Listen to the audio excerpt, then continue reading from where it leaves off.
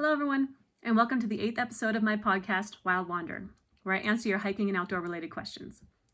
Be sure to look at the description for links to my website, my book, and helpful links to topics I'll be discussing today. So, we touched a little on this in the last episode, but I want to go into more detail about Colorado weather above treeline. So, where is treeline in Colorado? Generally, it's around 11,500 feet. This is where the trees stop growing and the terrain becomes either rocky or alpine tundra. It is also my favorite place to be. The views above treeline are fantastic, and without trees obstructing my view, it's where I'm most likely to see wild animals like elk, bighorn sheep, or mountain goats. Weather at this elevation is constantly changing, and while we do have distinct seasons here in Colorado, it can snow above treeline any month out of the year. A Colorado weather forecast should always be taken with a grain of salt. I often see snow and freezing temperatures in August, so it's always a good idea to check the weather forecast and to plan your gear accordingly. Colorado alpine areas usually have long winters, high snowfall, high winds, and unfortunately, short summers. So I'm going to go over some rules of thumb for all 4 seasons, but it's always a good idea to be prepared for the weather to change. A classic saying is, the mountains make their own weather, and that's especially true here in Colorado. In all seasons, we experience high winds above treeline. While not so bad in the summer, they can be fatal in the winter. I was climbing a 13er one time in winter, and it was windy along the way, but nothing that I felt I couldn't handle. Once I got to the summit, I took off my pack to get some pictures and rest for a bit, and the winds just picked up.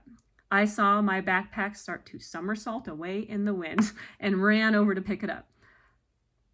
By then, the winds had increased to about 80 miles an hour, and I was having serious difficulty even just standing. I wasn't able to get my pack back on because every time I tried to swing it around my shoulders, I became a kite and I got knocked over, even after putting rocks inside it to make it heavier. So I laid my pack on the ground with the straps up and put it on while lying down, then rolled over and tried to stand up, but I found I couldn't stand because the wind was just too strong. So I crawled off the summit about 100 yards until I got to a place that was protected from the wind, where I was able to use my trekking pole to stand up. So basically what I'm saying here is we get strong winds in Colorado above treeline, and to check the forecast for high winds. These winds bring along much cooler temperatures with them that can really chill you to the bone. In the winter, the temperatures are well below freezing. Generally, as the altitude increases, the temperature gets colder. In winter, we get a lot of snow, and that coupled with the wind makes for dangerous cornices and avalanches. So before heading outdoors, it's important to check the Colorado Avalanche Information Center, or CAIC website, which predicts avalanche danger. It's a good idea to check this site before heading out to know if it's safe to recreate in the area that you're visiting. Colorado actually gets just as much snow, if not more, in the spring, but the temperatures are usually a little warmer. This makes for increased avalanche danger, as well as danger of established cornices breaking and falling due to the wind and the warmer weather. Post-holing is also common in springtime, so it's a good idea to start your hikes early before the weather warms up. Now, if you don't know what post-holing is, continue watching the next video where I give you a quick visual. In the summer, average temperatures range from 40 to 60 degrees Fahrenheit, but temperatures above treeline are really dynamic and can also change from warm to freezing in one day. There's usually some snow on the ground, even through August. The good news is, in late spring and early summer, the wildflowers above treeline are absolutely amazing.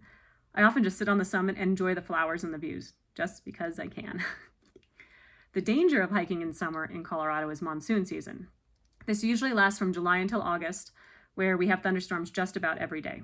And there is no safe place to be above treeline in a thunderstorm.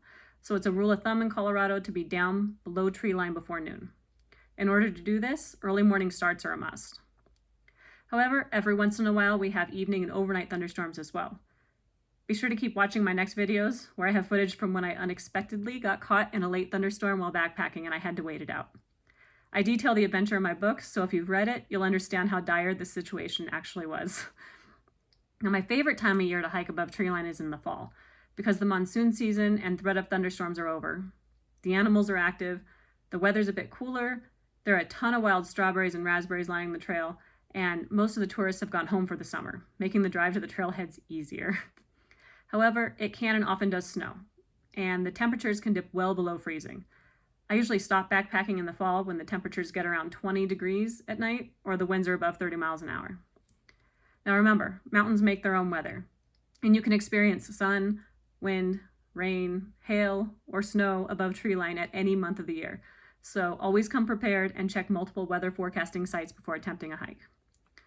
Now, I hope you enjoyed this episode, and be sure to watch next week's episode where I discuss cold weather hiking gear. And to help me keep these episodes coming, please ask me questions by commenting or going to the contact button on my website. Thanks for watching, and remember, I want you to win at life and enjoy the adventure.